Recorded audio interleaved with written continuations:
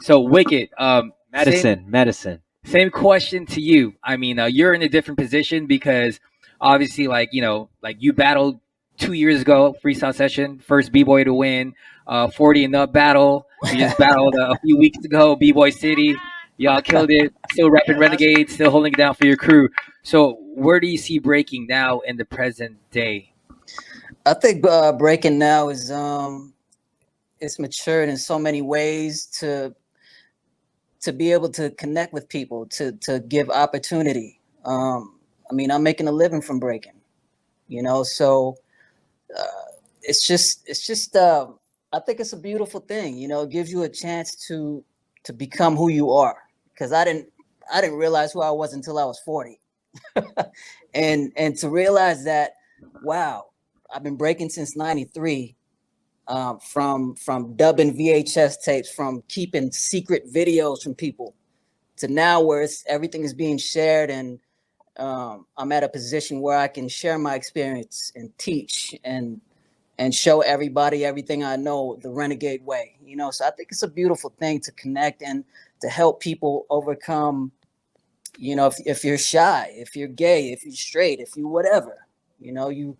Word. I'm here to inspire. I'm here to share my experience, and for Breaking to allow me to do that, hey, it's a beautiful thing. Definitely. All right, JK. Same question goes for you for a B girl that's on top of the game, and even seeing the evolution with just the B girl scene and how much it's elevated. Where do you stand with the present day breaking scene worldwide? It's crazy because when I see the new generation, they're just taking it to whole nother level every year, every time. Every time I see a new battle, I'm like, damn, this girl just did that. Say what? And it's beautiful. We're always gonna be here. Breaking, we've been here and we're gonna continue to be here. And the fact that, Olympics is about to go down in a couple of years, um, that's more exposure to our culture, but it doesn't change the fact that us being here, we have leaders, we have people who are still connected and rooted in our culture. We're going to still preserve it, we're still going to keep it raw, we're still going to keep it authentic. And so regardless of if it's in the big screen or not, like, we're still going to be here. So I just feel like everyone has their own opinions and thoughts when it comes to Olympics and it being like a sport and all. Trust me, I'm on that same page. But I do see the fact that it is bringing more awareness to our culture and more exposure, 100%, and definitely inspiring new generations, different cultures, new peoples. And I'm here for it. Ronnie, you're here for it. We're all here for it, regardless. Like, for me, age is nothing but a number, but this is something that I love, and I'm going to keep taking care of myself because longevity is the game. So I'm here to continually share whatever I know to the next generation and to whoever else comes into our culture, into our scene, to let them know, like, this is what it is really about. This is what we do, and this is why we love it. So I do see it like escalating and elevating in new ways, new levels. But at the end of the day, we're still here. We're still going to keep it real. I agree 100%. This is my last year in my 30s, and I do feel like breaking is like the fountain of youth. I mean, look at a lot of I've known Remind for 20 plus years. JK, you've been doing it for a while. Justin just sent me a photo from like 2003 or two when we judged together. Wicket lived in Vegas. Like, it's Yeah, amazing. Wicked still look the same. Yeah. Yeah, that's just dope. Like, we're still rocking together, and even to this Yeah, day, like, yeah. you're meeting and going back to just Filipino-American Pinoys in the scene. 2 years ago, the two national finalists were Filipino. You had Eyes from Alaska, who took the whole thing, and you had Nico Spins from SD repping, and JK, you were there too that year as well. So it's amazing to just still see Filipino Pinoys Pinay still repping um, in the scene today. So the next question we're moving into. Nah, and then Ronnie, you just want like don't even like you skipping over yourself. Yeah, Like, exactly. Yeah. bro. Like, Bless up, bro. like Ronnie was like, This guy. I mean, how many BC ones did you win? Just one, not just one. I won one, which is a very big deal. But I won a BC one. That was over 10 years ago. That was a pass. But Hey man, But it's still like, Filipinos on the map. JK just won first place Mass Monkey Day. A couple Yeah, weeks that's ago. right. The week before that, the BC won LA, right? Like the qualifier, like dude, like I don't know, logistics, right? We talked about. Yeah. Logistics, Nico, Ives, myself. There's everywhere dominating. We can't, you know, not talk about Filipino b-boys and not talk about Reveal. Reveal is also another b-boy that really held it down. Rock Force Crew, Rhythm Bugs, travel the world class. Um, a lot of times people used to talk about power movers, and power movers was known from Korea. Korea had the best power moves, but nationally there was a b-boy named Kevo from Florida, and he was Filipino, and I thought he was the best power mover. Maybe that's just me being biased, but he really was on another level. But the thing about Filipinos is the humbleness. Sometimes they don't know how good they are, even though people tell them, which I respect a lot. So maybe that was something that kind of held a lot of Filipinos back from really reaching the top was just the sincerity, the wholesomeness. Because I know that's how my crew was, and what broke us out of our shell was Radiotron. Before I went to Radiotron, I was a very very shy kid, and then afterwards I was like, I need a battle. I need a like they just gave me that fire and that fuel to just want to break out of my shell.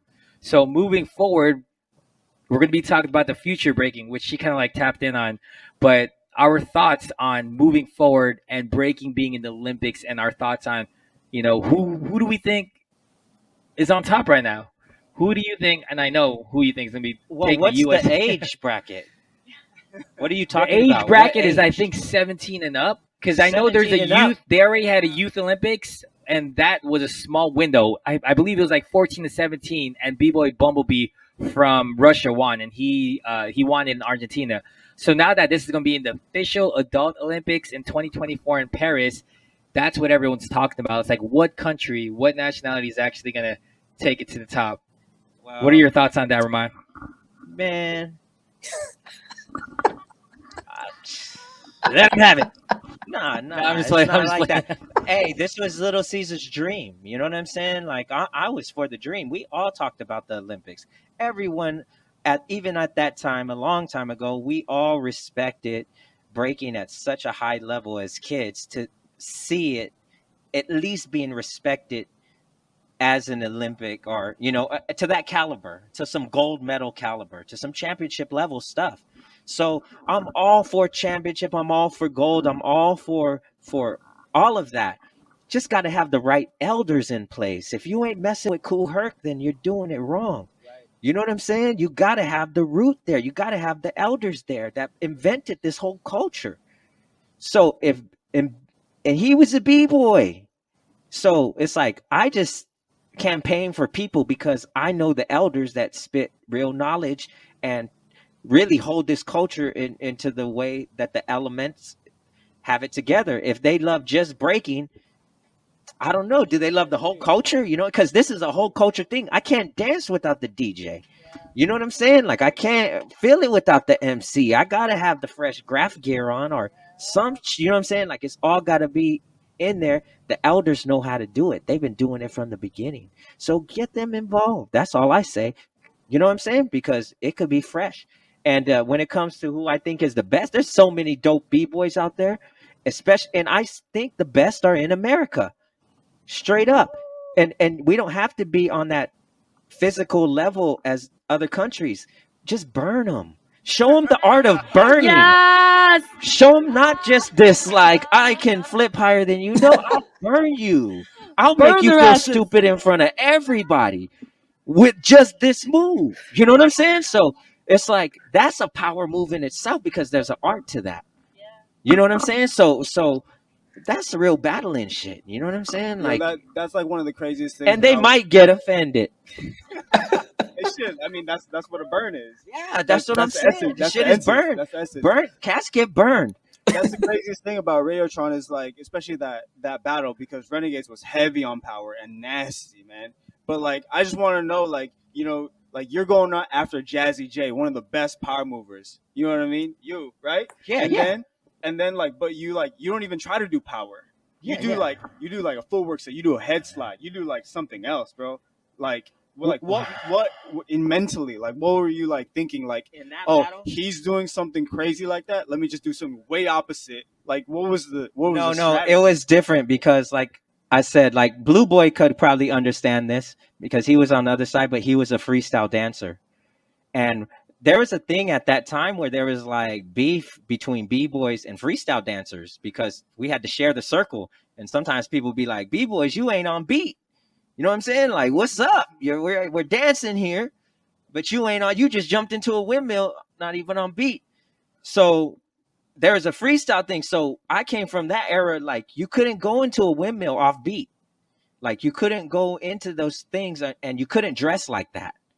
Like, you couldn't wear tights like that.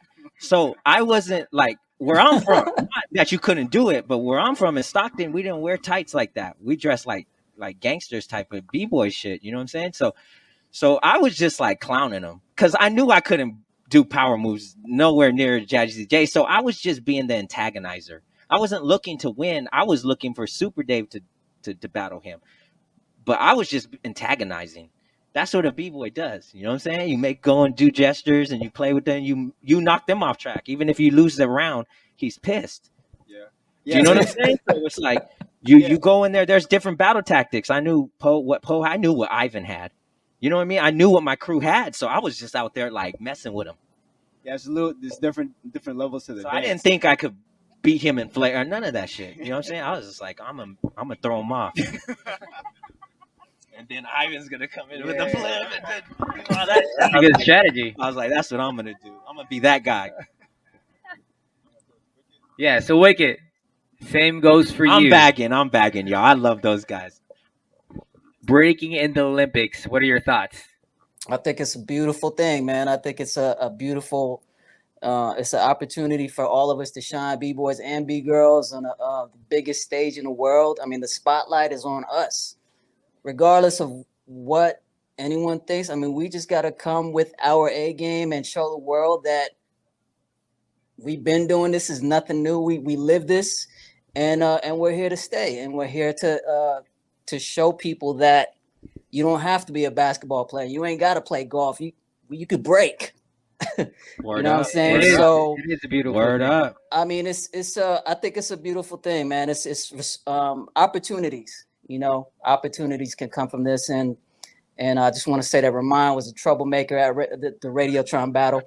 Kept getting in my way. I'm like, get out of my way, Remind. Damn, get out of my way, bro. No, we didn't want to hit them long combos on us. I know. We was trying to No, it's all mess with their brain. The battle it's all tactics. love. It's all love. Nah, but on the real, I love that battle, Wicket. But on the real, this the Wicket is that we knew that we could do better because that floor, if no one knows, and you can't really tell in the footage, but literally, the house was packed. It was this kind of marble type floor. The condensation from everyone's breath had like literally Everyone's bad drenched the floor. We had to stop that battle like 6 times and mop the floor. So yeah, and then Ivan, sweating, but I'm telling you, we were better than that. All of us were at that time. Jazzy didn't hit the combos that he hit at the other battles, and Wicket too, and Super Dave, and all of us too. It's like we were improvising. So even though you see that in '96, I mean, the level was high at that time, but that floor wouldn't allow us to shine the way that we could have, because everyone knows Jazzy was on another level. He would have hit a minute combo on you right there. He only could do 3 moves in that battle. Yeah. We were aware of that. So we never, and Wicket too at the same time. Wicket had crazy moves at that time. We were really lucky that happened to us. You know what I'm saying? When it came to power moves. So we took advantage of that. And but we all knew in each other's heart that we knew we could have done better.